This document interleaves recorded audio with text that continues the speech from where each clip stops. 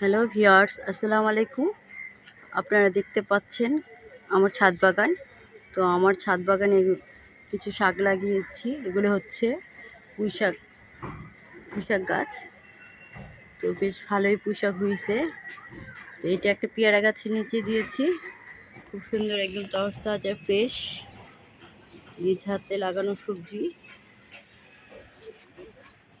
দেখে যেমন আনন্দ লাগে, এগুলো খেতেও খুব মজার হয় বাজারের শাকগুলোর চেয়ে। এখানে আছে ছোট, আমি বীজ থেকে করেছি এগুলো। যে ছোট ছোট বীজ এখানে হচ্ছে, এগুলি তার থেকে একটু বড়। এগুলো আবার বেশ বড় হয়েছে। তো পুঁই শাকটা ছাদ বাগানে খুব সহজেই করা যায়, এটা বাড়তি কোনো যত্ন লাগে না তেমন কোনো, সুন্দর বীজ থেকে করা যায়। আর কেটে কেটে দেওয়ার পর আবার এখানে নতুন করে আবার শাক হয়। তো এই জায়গা থেকেও আমি এর আগে একবার কেটেছিলাম। আজকে আবার এখান থেকে কিছু নিব কেটে। আমার ছাদ বাগানে আরও পুঁইশাক গাছ, এই যে এই পাশটাতে আছে, এগুলো একটু বেশ বড় ডান্ডা হয়েছে। এগুলো ঝুলতেছে, পাতাগুলো অনেক বড় বড় হয়েছে। খুব সহজে, আর ছোট যে কোনো কিছুতেও পুঁইশাক হয়। ছাদ বাগানে সবচেয়ে সহজ যেটা করা, এটা হচ্ছে পুঁইশাক চাষ করা। পুঁইশাক খুব সহজ।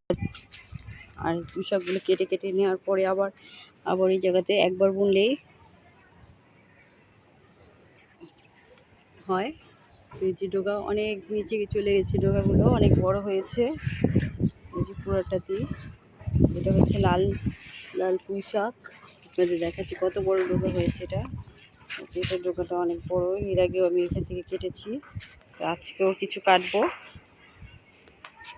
আর এখানেও একটা আছে, এটা হচ্ছে সাদা পুঁইশাক। এটাও অনেক নিচে চলে গেছে,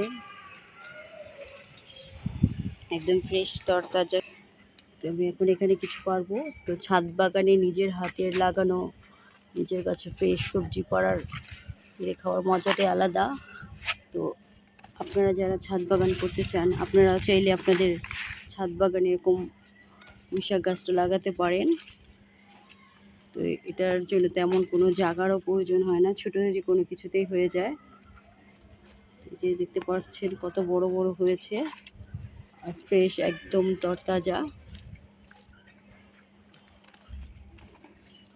এই যে আমি দেখাচ্ছি যে আপনাদের এরকম কয়েকটা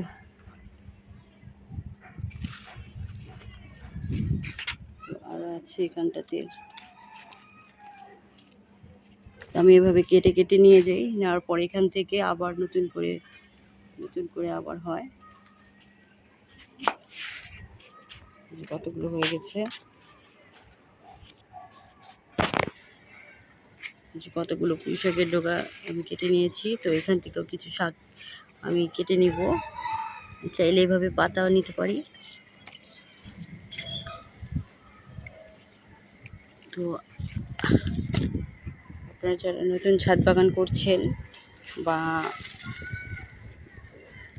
করতে চাচ্ছেন, তারা এরকম পুঁইশাক লাগাতে পারেন। পুঁইশাক ছোটো কিছুতেও হয়ে যায়, যে কোনো টবে, তেলের বোতলে। তো আমার ভিডিওটা যদি আপনাদের কাছে ভালো লেগে থাকে, তাহলে আমার চ্যানেলটাকে সাবস্ক্রাইব করে দিবেন। কেরানীগঞ্জ ছাদ বাগান ব্লগ, লাইক কমেন্ট করবেন। তো আজ এ পর্যন্তই। সবাই ভালো থাকবেন, সুস্থ থাকবেন। আল্লাহ হাফেজ।